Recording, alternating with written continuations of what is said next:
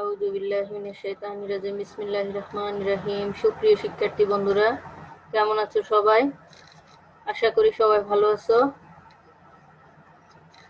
পূর্বের অনলাইন ক্লাসের ধারাবাহিকতায় আজকে আমরা আবারও তোমাদের সামনে তোমাদেরকে স্বাগতম জানাচ্ছি। আমি নাজিয়া সুলতানা, সহকারী শিক্ষক, ইসাকপুর মেজর মান্নান উচ্চ বিদ্যালয়, সদর, নোয়াখালী। আজকে আমরা আলোচনা করব নবম দশম শ্রেণীর রসায়ন বিষয়ের চতুর্থ অধ্যায় নিয়ে। সবাই বই এবং রসায়ন বইয়ের চতুর্থ অধ্যায় খোলা। আমরা আজকে আলোচনা করব পাঠ 4.3, 4.4। সবাই মনোযোগ দিয়ে ক্লাসটা দেখবে এবং সে অনুযায়ী বাসায় অনুশীলন করার চেষ্টা করবে। ঠিক আছে, তো আমরা শুরু করতেছি। সবাই একটু স্ক্রিনে খেয়াল করো, কি দেখা যাচ্ছে। আমরা এটার সাথে সবাই পূর্ব পরিচিত, তাই না?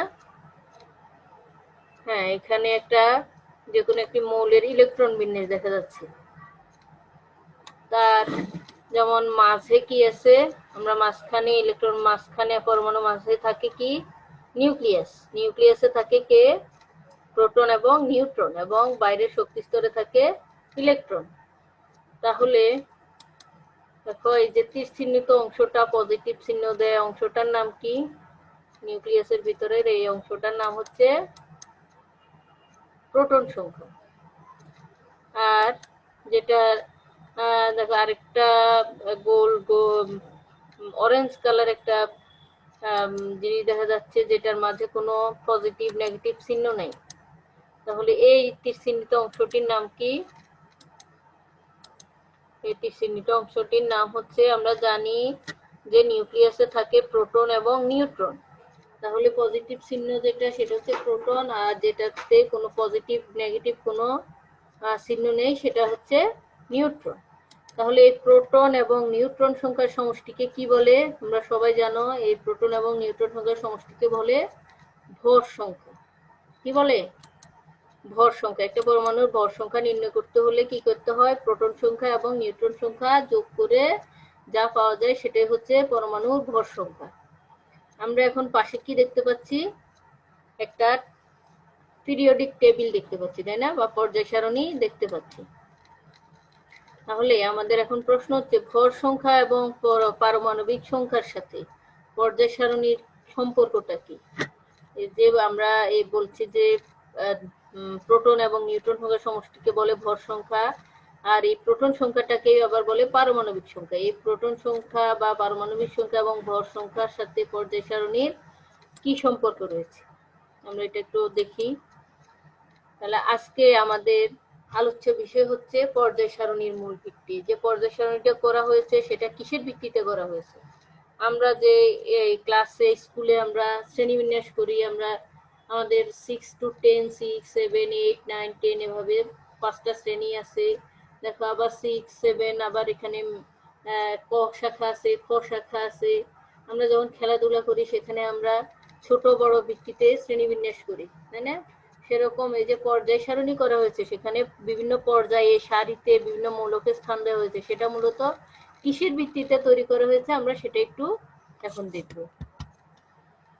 তাহলে পাঠ শেষে আমরা কি জানতে পারবো? পর্যায় সারণী সম্পর্কে বর্ণনা করতে পারবো, পর্যায় সারণী মূল ভিত্তি চিহ্নিত করতে পারবো, যে পর্যায় সারণীতে যে কোনো মৌলের অবস্থান নির্ণয় করতে পারবো, পর্যায় সারণীতে যে কোনো মৌলের ভৌত রাসায়নিক ধর্ম ব্যাখ্যা করতে পারবো। আচ্ছা, আমরা এটা কি দেখতে পাচ্ছি? একটা পিরিয়ডিক টেবিল অথবা পর্যায় সারণী। ঠিক আছে, তাহলে এই পর্যায় সারণীর দেখো প্রথম পর্যায়ে কোনটা? এটা প্রথম পর্যায়ে দেখো, এটা হচ্ছে যে 1 থেকে 7 পর্যন্ত পর্যায়। আমরা এটা আগেই জানি, 7টা পর্যায় আছে, 18টি গ্রুপ আছে। তাহলে প্রথম পর্যায়ে কয়টা মৌল আছে? 2টা মৌল, যেমন হাইড্রোজেন এবং হিলিয়াম। একটা মৌল হচ্ছে 1 নম্বর গ্রুপে, আরেকটা মৌল হচ্ছে 18 নম্বর গ্রুপে। তাহলে প্রথম পর্যায়ে 2টি মৌল রয়েছে, একটা গ্রুপ 1-এ এবং একটা অন্যটা হচ্ছে গ্রুপ 18-তে। ঠিক আছে, এবার আমরা 2 নম্বর পর্যায়ে দেখি। এবার দেখো দ্বিতীয় পর্যায়ে এবং তৃতীয় পর্যায়ে কিন্তু সেম। দ্বিতীয় পর্যায়ের 1 নম্বর গ্রুপ এবং 2 নম্বর গ্রুপে মৌল আছে, এখান থেকে 3 থেকে 12 পর্যন্ত কোনো মৌল নেই। সেম তৃতীয় পর্যায়েও 1 নম্বর এবং 2 নম্বর গ্রুপে মৌল আছে, কিন্তু 3 থেকে এই যে 12 পর্যন্ত কোনো মৌল নেই। তাহলে দ্বিতীয় এবং তৃতীয় পর্যায়ে টোটাল মৌল আছে কতটি? 8টি করে মৌল রয়েছে। 1 নম্বর, 2 নম্বর এবং 13 থেকে 18 নম্বর, মাঝের 3 থেকে 12 নম্বর পর্যন্ত কোনো মৌল নেই। তাহলে দ্বিতীয়, এগুলো আমরা আগেই বলছি, তারপর আমরা আরেকটু আলোচনা করি তোমাদের মনে রাখার জন্য। দ্বিতীয় তৃতীয় পর্যায়ে 8টি করে মৌল রয়েছে, যা গ্রুপ 1 থেকে 2 এবং গ্রুপ 13 থেকে 18 পর্যন্ত অবস্থিত। এবার আমরা দেখব গ্রুপ 4 এবং গ্রুপ 5 নম্বর, পর্যায় 4 এবং পর্যায় 5। পর্যায় 4 এবং পর্যায় 5 এর ক্ষেত্রেও কি হচ্ছে, 18টা গ্রুপে, এখানে একটা গ্রুপেরও মৌল খালি নেই, সবগুলো গ্রুপে মৌল আছে। 1 থেকে 18 পর্যন্ত টোটাল 18টি করে মৌল আছে গ্রুপ 4 এবং গ্রুপ 5 এ। ঠিক আছে, গ্রুপ 4 এবং গ্রুপ 5 এ মৌল আছে টোটাল 18টি। তাহলে আমরা কি পেলাম? 1 নম্বর পর্যায়ে মৌল আছে 2টি, 2 নম্বর এবং 3 নম্বর পর্যায়ে মৌল আছে 8টি করে, 4 এবং 5 এ মৌল আছে 18টি করে। এবার আমরা দেখব 6 এবং 7 নম্বর পর্যায়ে কয়টি মৌল আছে। তাহলে 6 এবং 7 নম্বর পর্যায়ে আমরা আগেও বলছি, এখন আবার বলতেছি, কিছুটা ব্যতিক্রম আছে। তাদের টোটাল প্রত্যেকের 18টি গ্রুপে মৌল আছে 32টা করে। সেটা কিভাবে? দেখো, এই যে 6 নম্বর এবং 7 নম্বর পর্যায়ে সব গ্রুপে মৌল আছে, তার মধ্যে 3 নম্বর গ্রুপে আমরা যে নিচে দুইটা সারি দেখতে পাচ্ছি, একটা হচ্ছে ল্যান্থেনাইট সারি, একটা হচ্ছে অ্যাক্টিনাইট সারি। এই মৌলগুলো হবে 3 নম্বর গ্রুপের, এই 3 নম্বর গ্রুপের 6 নম্বর এবং 7 নম্বর পর্যায়ে 3 নম্বর গ্রুপে মৌল। সেজন্য এখানে আছে 17টা আর এখানে আছে 15টা, টোটাল 32টি করে মৌল রয়েছে। 18টি গ্রুপে টোটাল মৌল আছে কয়টা? 32টা। তাহলে আমরা আবার একটু দেখি। 1 নম্বর পর্যায়ে মৌল আছে টোটাল 2টি, 1 এবং 18। 2 নম্বর পর্যায়ে 2 এবং 3 এ মৌল আছে টোটাল 8টি করে, 1, 2 এবং 13 থেকে 18। 4 এবং 5 নম্বর পর্যায়ে 18টা গ্রুপে 18টা মৌলই আছে। 6 এবং 7 নম্বর গ্রুপে টোটাল মৌল আছে 32টি করে। ঠিক আছে, এখন আমরা একটু আগে যেটা বলছি যে পর্যায় সারণীর নিচে ল্যান্থেনাইট বর্গ এবং অ্যাক্টিনাইট বর্গ, সেখানে দেখো পর্যায় আছে 2টি আর গ্রুপ আছে 14টি। এখানে কয়টি পর্যায় আছে? 1, 2, 2টি পর্যায় আছে। আর কয়টি আনুভূমিক সারি কয়টি আছে? আনুভূমিক সারি আছে টোটাল 14টি। ঠিক আছে, এখন দেখো কিছু মৌল দেয়া আছে, argon, potassium, magnesium, lithium, chlorine, silicon, barium, তারপরে আছে hydrogen, sulphur, aluminium, beryllium. Yes, argon, potassium, magnesium, lithium, fluorine, silicon, beryllium, hydrogen, sulfur, aluminium, nitrogen, neon, sodium, helium, oxygen, phosphorus, carbon, chlorine, boron। এই মৌলগুলোকে আমরা যদি তাদের ভর অনুসারে সাজাই, তখন কি হবে? আর্গনের পারমাণবিক ভর 40, পটাশিয়ামের 39, ম্যাগনেসিয়ামের 24। তাহলে তাদের পারমাণবিক ভর অনুসারে তোমরা একটু সাজাও, সাজাইলে কি হয় জিনিসটা?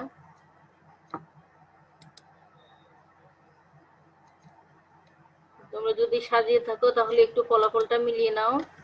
দেখো এখানে কি হচ্ছে, 1 নম্বর গ্রুপে হাইড্রোজেন হচ্ছে 1 নম্বর পর্যায়ের 1 নম্বর গ্রুপে, 2 নম্বর পর্যায়ের 1 নম্বর গ্রুপে লিথিয়াম, এভাবে 3 নম্বর পর্যায়ের 1 নম্বর গ্রুপে সোডিয়াম, 4 নম্বর গ্রুপের পর্যায়ের 1 নম্বর গ্রুপে আর্গন, এভাবে 2 নম্বর গ্রুপে 2 নম্বর পর্যায়ে বেরিলিয়াম এবং 3 নম্বর পর্যায়ে ম্যাগনেসিয়াম। বোরন এবং অ্যালুমিনিয়াম গিয়েছে কোথায়? 13 নম্বর গ্রুপে।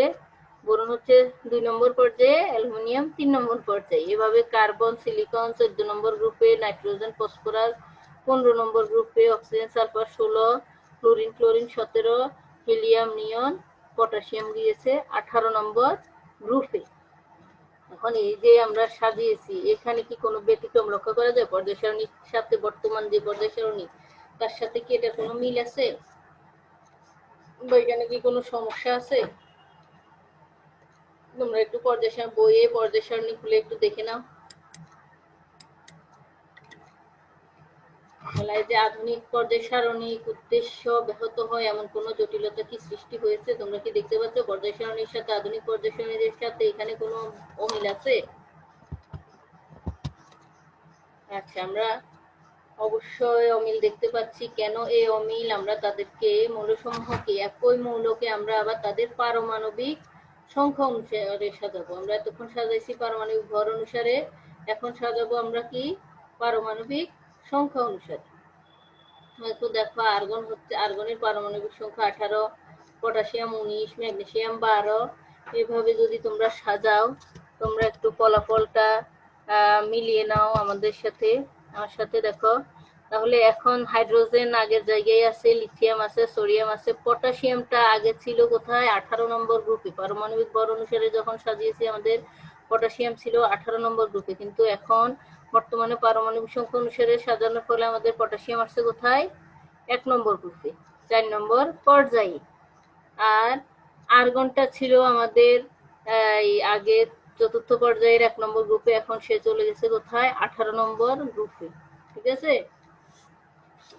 তাহলে এইটার সাথে কি বর্তমান পর্যায় সারণীর মিল আছে না? অবশ্যই মিল আছে। তাহলে মৌলসমূহকে তাদের পারমাণবিক সংখ্যা অনুসারে সাজানোর ফলে পূর্বে যে জটিলতা সৃষ্টি হয়েছে, এখন কি তা আছে? নেই, তাই না? তাহলে আমরা পর্যায় সারণীর মূল ভিত্তিটা কি? আমরা এখন পর্যায় সারণীর মূল ভিত্তিটা আমরা কিভাবে নির্ণয় করব আমরা একটু দেখি। পর্যায় সারণীর মূল ভিত্তি এখানে দেখো, পটাশিয়ামের ভর সংখ্যা হচ্ছে 39, পারমাণবিক সংখ্যা হচ্ছে 19।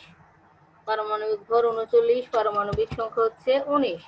এই 39 দিয়ে পারমাণবিক ভর অনুসারে এই পর্যায় সারণী সে মৌলসমূহকে স্থান দেওয়া হয়েছে। কখন? কে স্থান দিয়েছেন? বিজ্ঞানী মেন্ডেলিভ। আর পারমাণবিক সংখ্যা অনুসারে পর্যায় সারণীতে মৌলসমূহকে যে সংশোধিত পর্যায় সারণীতে পারমাণবিক সংখ্যা অনুসারে মৌলসমূহকে স্থান দেওয়া হয়েছে। তাহলে মেন্ডেলিভ কখন এই পর্যায় সারণীটি করছে? হেনরি মোসলে কর্তৃক পারমাণবিক সংখ্যা আবিষ্কারের পূর্বে। আর সংশোধিত পর্যায় সারণীটা কখন হচ্ছে? হেনরি মোসলে কর্তৃক পারমাণবিক সংখ্যা আবিষ্কারের পর। হেনরি মোসলে কর্তৃক পারমাণবিক সংখ্যা আবিষ্কারের পরে পারমাণবিক সংখ্যা অনুসারে সংশোধিত পর্যায় সারণী বা বর্তমান যে আধুনিক পর্যায় সারণী আমরা দেখতে পাচ্ছি সেটা আবিষ্কৃত হয়েছে। এখন তোমরা দেখো, আমরা একটা চার্ট দেখতে পাচ্ছি যেখানে প্রতীক, পারমাণবিক সংখ্যা এবং পাশে দেয়া আছে তাদের ইলেকট্রন বিন্যাস। প্রতীক: hydrogen, lithium, thorium, potassium, rubidium, caesium, francium. তার হাইড্রোজেনের পারমাণবিক সংখ্যা 1, লিথিয়াম 3, সোডিয়াম 11, এভাবে পটাশিয়াম 19, রুবিডিয়াম 37, সিজিয়াম 55, ফ্রান্সিয়াম 87। তাহলে তার এই যে কে, এল, এম, এন, ও, পি, কিউ, এগুলো আমরা জানি, এগুলো হচ্ছে কি তাদের শক্তি স্তর। শক্তি স্তরের 1 নম্বর শক্তি স্তর, 2 নম্বর শক্তি স্তর, 3 নম্বর শক্তি স্তর, এভাবে। তাহলে আমরা সবাই জানি 1 নম্বর শক্তি স্তরে ইলেকট্রন থাকে 2টা। হাইড্রোজেনের এখানে 1 নম্বর শক্তি স্তরে 1টা ইলেকট্রন, লিথিয়ামের 2টা, 2 নম্বর শক্তি স্তরে 1টা, এভাবে সবগুলোকে কি করা হয়েছে? ইলেকট্রন বিন্যাস করা হয়েছে। এখন দেখো, আমরা এখানে দেখতে পাচ্ছি একটা সোডিয়াম। সোডিয়ামে তোমরা জানো ইলেকট্রন হচ্ছে কয়টা? 11টা। পারমাণবিক সংখ্যা 11টা। তাহলে এই 11টা ইলেকট্রন কয়টা শক্তি স্তরে আছে? 1 2 3, 1 2 3 4, 4টে শক্তি স্তর। তার সর্বোচ্চ শক্তি স্তরে ইলেকট্রন কয়টা? আচ্ছা, মৌলগুলোর ইলেকট্রন বিন্যাসে কোনো মিল খুঁজে পাও কি? দেখো, সবগুলো প্রত্যেকটা মৌলের সর্বশেষ শক্তি স্তরে একটি ইলেকট্রন রয়েছে। মানে প্রত্যেকটি মৌলের সর্বোচ্চ শক্তি স্তরে কয়টি ইলেকট্রন আছে? আমরা একটু আগে বলছি কয়টি? একটি করে ইলেকট্রন আছে।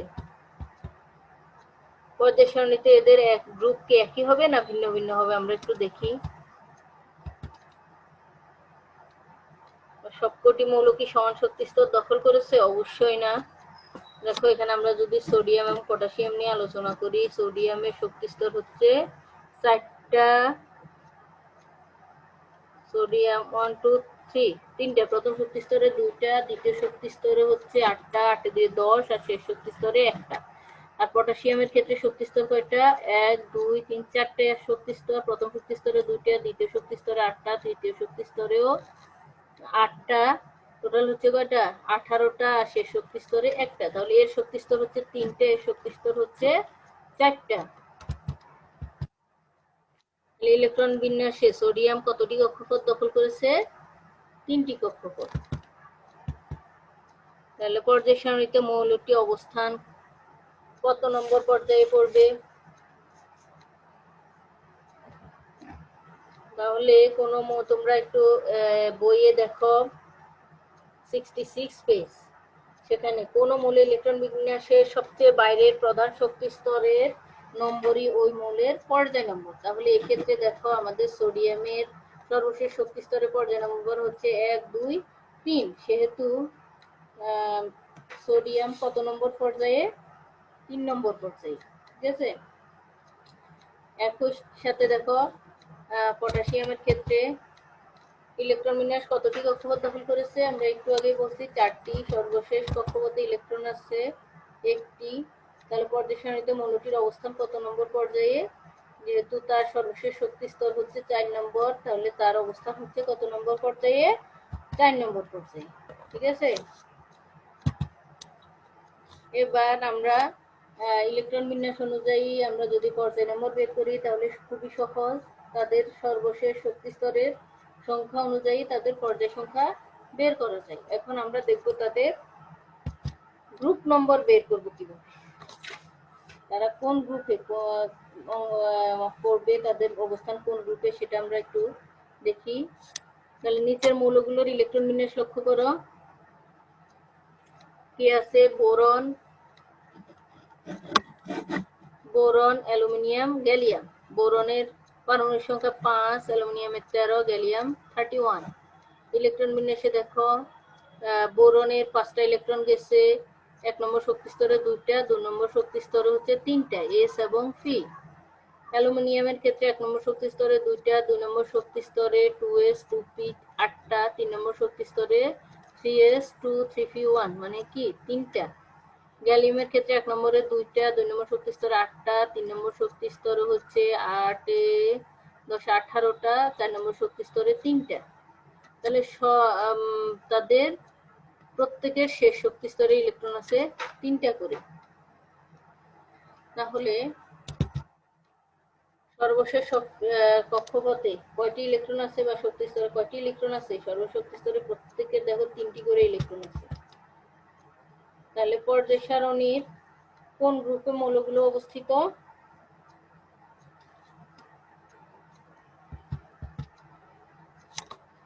পর্যায় সারণীর কোন গ্রুপে মৌলগুলো অবস্থিত? তোমরা একটু 66 পেজের 2 নম্বর নিয়ম দেখো। কোন মৌলে ইলেকট্রন বিন্যাসের বাইরের প্রধান শক্তি স্তর যদি শুধু এস ও পি অরবিটাল থাকে, দেখো এখানে এই যে এস এবং পি অরবিটাল, এস এবং পি অরবিটাল, এস এবং পি অরবিটাল, তাহলে বাইরের শক্তি স্তরে যদি শুধুমাত্র এস এবং পি অরবিটাল থাকে তাহলে ওই এস ও পি অরবিটালের মোট ইলেকট্রন সংখ্যার সাথে কত যোগ করতে হবে? 10 যোগ করতে হবে। 10 যোগ করলে যে সংখ্যা পাওয়া যাবে সেটা হচ্ছে ওই মৌলের গ্রুপ সংখ্যা। তাহলে যেমন আমরা এখানে বোরন, অ্যালুমিনিয়াম, গ্যালিয়াম প্রত্যেকের শেষ শক্তি স্তরে 3টে ইলেকট্রন আছে, যদি আমরা তার সাথে 10 যোগ করি তাহলে তার গ্রুপ সংখ্যা হয় 13 নম্বর। তাহলে তোমরা একটু পর্যায় সারণী দেখো 62 পেজের 13 নম্বর গ্রুপের বোরন, অ্যালুমিনিয়াম, গ্যালিয়াম ওরা 3টা মৌলই 13 নম্বর গ্রুপে অবস্থিত। তাহলে আমরা নিয়মটা কি জানলাম যে সকল মৌলের সর্বশেষ শক্তি স্তরে এ শুধুমাত্র এস এবং পি অরবিটাল আছে, তাদের শেষ শক্তি স্তরে যতটা ইলেকট্রন আছে তার সাথে 10 যোগ করে তাদের গ্রুপ নম্বর বের করতে হয়। ঠিক আছে। তাহলে কেন 10 যোগ করতে হয়েছে ঠিক বোঝা গেছে? তাহলে নিচের মৌলগুলোর ইলেকট্রন বিন্যাস একটু লক্ষ্য করো।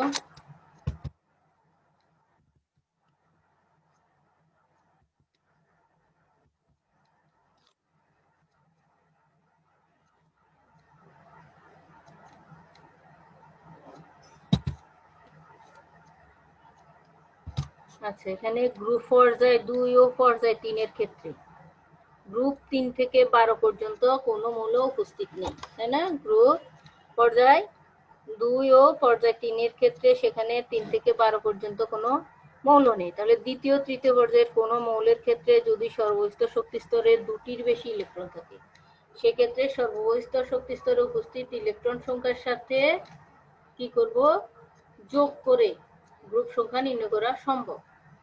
আমরা আবার একটু দেখি, পর্যায় 2 এবং পর্যায় 3 এর ক্ষেত্রে গ্রুপ 1 থেকে 3 থেকে 12 পর্যন্ত কোনো মৌল উপস্থিত নেই, তাই না? তাহলে যেহেতু কোনো মৌল উপস্থিত নেই, তাহলে দ্বিতীয় তৃতীয় পর্যায়ের কোনো মৌলের ক্ষেত্রে যদি সর্বোচ্চ শক্তি স্তরে 2টির বেশি ইলেকট্রন থাকে, 2টা না 2টার বেশি ইলেকট্রন থাকে, সেক্ষেত্রে সর্বোচ্চ শক্তি স্তরে উপস্থিত ইলেকট্রন সংখ্যার সাথে যোগ করে গ্রুপ সংখ্যা নির্ণয় করা যাবে। অর্থাৎ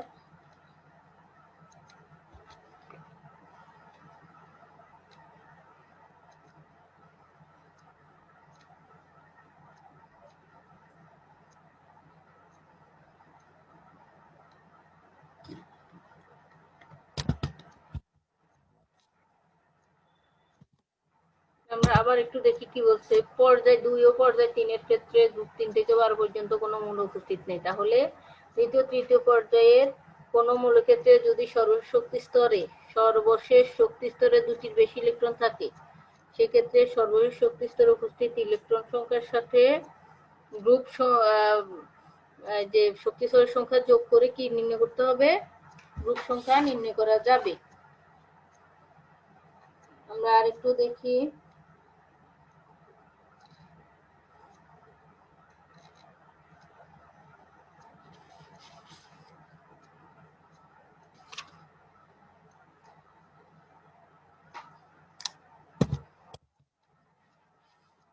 পর্যায় 4 থেকে 7 পর্যন্ত যে সকল মৌলের ইলেকট্রন ডি উপস্তরে প্রবেশ করে তাদের ক্ষেত্রে ডি উপস্তরে প্রবেশিত ইলেকট্রন এবং সর্বশেষ কক্ষপথের সংখ্যার সমষ্টি, তাই না?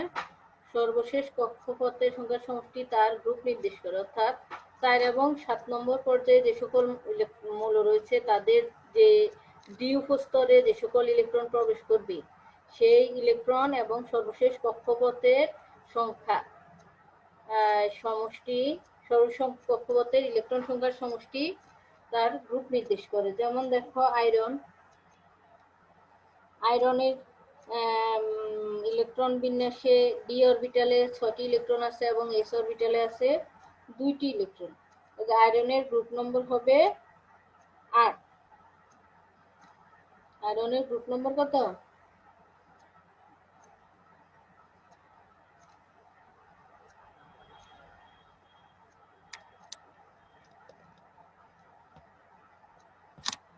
আয়রন এই যে 8 নম্বর গ্রুপে অবস্থিত। কেন? তার ডি উপস্তরে ইলেকট্রন গেছে 6টি এবং এস অরবিটালে আছে 2টি। অর্থাৎ তার 3 নম্বর শক্তি স্তরে ডি উপস্তরে আছে 6টি আর 4 নম্বর শক্তি স্তরে ইলেকট্রন আছে 2টি। শেষ ডি উপস্তরে যা ইলেকট্রন আছে এবং শেষ শক্তি স্তরে যে সকল ইলেকট্রন আছে তার সমষ্টি। তাহলে ডি অরবিটালে 6টি আছে এবং 4 নম্বর শক্তি স্তরে এস এ আছে 2টি। টোটাল হচ্ছে কয়টি? 8টি। এজন্য দেখো আয়রন 8 নম্বর গ্রুপে অবস্থিত। এখন একটু খেয়াল করো, গ্রুপ 1 এখানে কি দেখতে পাচ্ছি আমরা? হাইড্রোজেন, তার ইলেকট্রন সংখ্যা 1টি, তার কক্ষপথ হচ্ছে 1টা, সে দেখতে অনেক ছোট। লিথিয়ামের ইলেকট্রন হচ্ছে 3টি, তার 1 নম্বর শক্তি স্তরে 2টি, পরের শক্তি স্তরে 1টি, তার কক্ষপথের সংখ্যা বড়, আর একটু বড় দেখায়। এভাবে সোডিয়ামের 11টি, কক্ষপথ হচ্ছে 3টা, পটাশিয়ামের কক্ষপথ হচ্ছে 4টা, 19টি ইলেকট্রন। রুবিডিয়ামের ইলেকট্রন হচ্ছে কয়টি? 37টি, তার কক্ষপথ হচ্ছে কয়টি? 1 2 3 4 5টি। তাহলে 1টা 2 3 4 5। তাহলে দেখো তাদের পারমাণবিক সংখ্যা অনুযায়ী তাদের আকার আস্তে আস্তে কি হচ্ছে? বড় হচ্ছে, ছোট থেকে বড়। তাহলে আমরা এটা বলতে পারি পারমাণবিক সংখ্যা বৃদ্ধির সাথে সাথে মৌলসমূহের আকার কি বৃদ্ধি পায়। তাহলে আমরা চিত্রগুলোর পার্থক্য খুঁজে আমরা চোখেই দেখতেছি তাদের যখন পারমাণবিক সংখ্যা বাড়ছে তাদের আকারও বৃদ্ধি পেয়েছে। তাহলে এই পর্যায় সারণীতে এদের পর্যায় শনাক্ত করা হয়। এরা কত নম্বর পর্যায়ে অবস্থিত, আমরা পর্যায় কিভাবে বের করছি? সর্বশেষ পর্যায় প্রধান শক্তি স্তরের নম্বরই ওই মূলের পর্যায় নম্বর। তাহলে হাইড্রোজেন কত নম্বর পর্যায়ে? 1 নম্বর পর্যায়ে। লিথিয়ামের 2টা শক্তি স্তর 2 নম্বর পর্যায়। সোডিয়াম 3 নম্বর পর্যায়।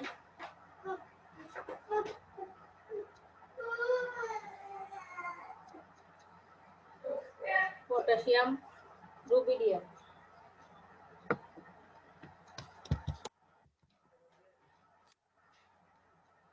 তাহলে তোমরা একটু কাজ করো, একটা একক কাজ। পর্যায় সারণীতে ইলেকট্রন বিন্যাসের উপর ভিত্তি করে মৌলসমূহের ভৌত রাসায়নিক ধর্মাবলী তাদের পারমাণবিক সংখ্যা অনুযায়ী পর্যায়ক্রমে আবর্তিত উক্তিটি বিশ্লেষণ করো।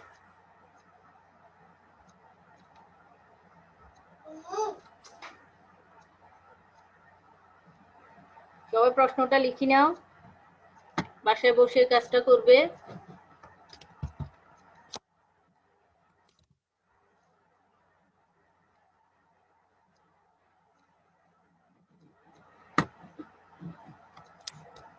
প্রশ্ন লেখা শেষ হলে আমরা আসো একটা ভিডিও দেখি, দেখে আমরা একটু বোঝার চেষ্টা করি।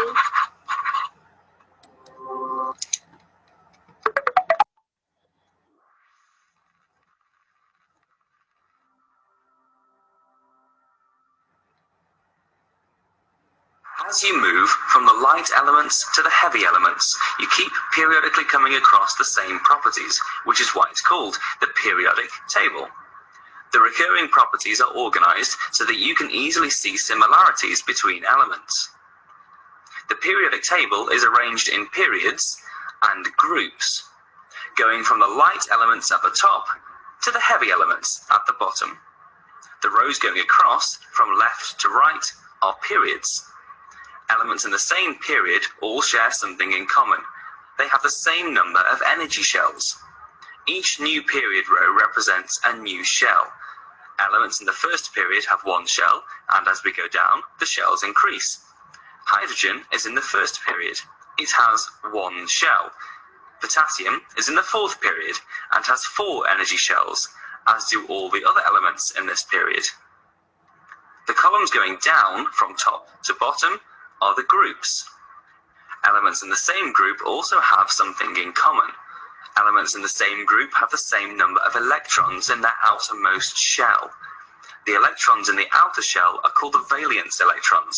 This just means that these are the electrons available for reactions and bond formation.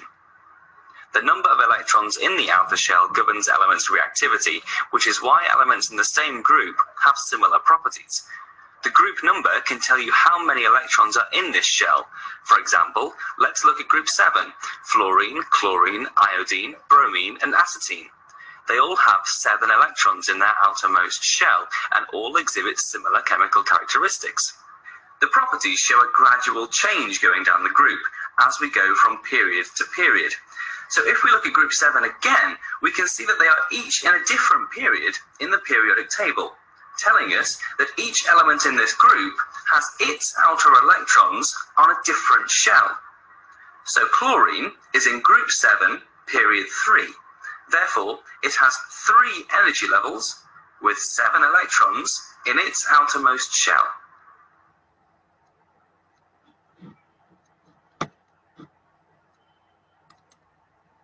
সবাই দেখতে পাচ্ছ আমরা কি দেখলাম? তাদের ইলেকট্রন বিন্যাস অনুযায়ী তাদের গ্রুপ এবং পর্যায় নির্ণয় করা যায়।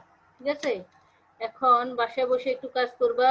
নিচের মৌলগুলোকে ইলেকট্রন বিন্যাস করে পর্যায় সারণীতে তাদের অবস্থান উল্লেখ করবে। এটা অবশ্যই করবে। ফসফরাস, সালফার, নিয়ন, ক্লোরিন, ম্যাগনেসিয়াম, সোডিয়াম, তাদের পারমাণবিক সংখ্যা দেওয়া আছে 15, 15, 16, 10, 17, 12, 11। তাদেরকে ইলেকট্রন বিন্যাস করবে, পর্যায় সারণীতে অবস্থান করবে, অবস্থান নির্ণয় করবে এবং কেন এখানে সেটার ব্যাখ্যা দিবে। কত নম্বর পর্যায়ে কত নম্বর গ্রুপে ফসফরাস অবস্থিত, সালফার অবস্থিত, এগুলো লেখার পরে কেন অবস্থিত সেটার ব্যাখ্যা অবশ্যই লিখবে। তোমরা একটু লিখে নাও।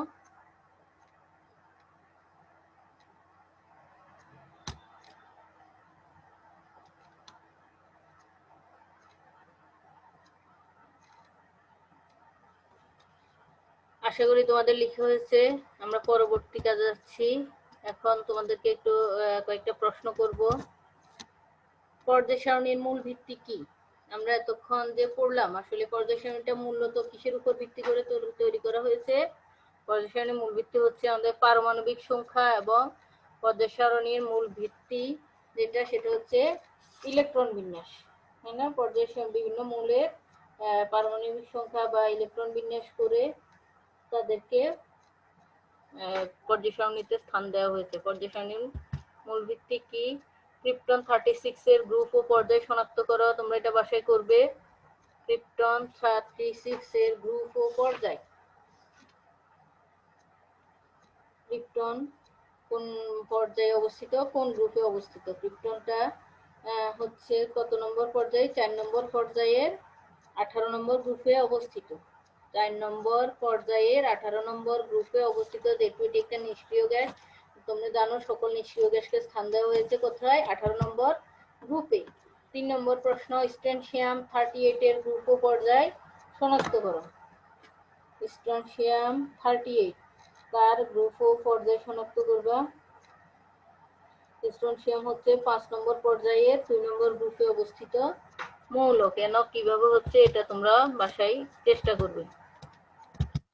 এবার আমি দুইটা বাড়ির কাজ দিব, যেহেতু সবাই বাড়িতে আছি, আমরা অনেক কাজ করতে পারবো।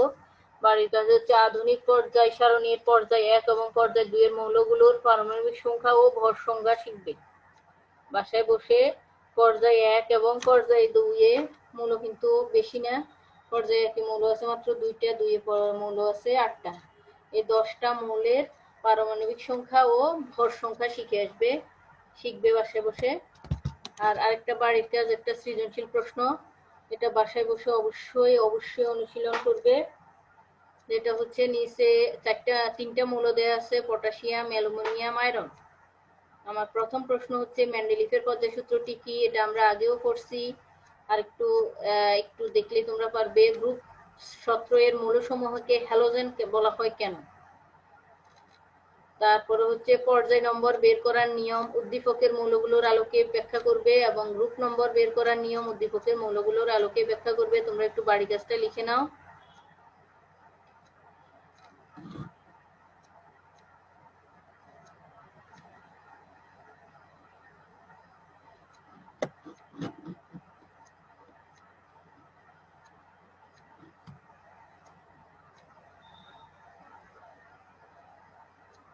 বাড়ি কাজটা লিখে হয়েছে? সবাইকে ধন্যবাদ জানাচ্ছি। যদি কোথাও বুঝতে অসুবিধা হয় অবশ্যই কমেন্টে জানাবা। আর বাসায় বসে ভালোভাবে পড়ালেখা করবে, স্বাস্থ্যবিধি মেনে চলবে। সবাই ভালো থাকবে এই আশাবাদ ব্যক্ত করে আজকের ক্লাস এখানে শেষ করছি। সবাইকে ধন্যবাদ। সবাই সুস্থ থাকবে, ভালো থাকবে।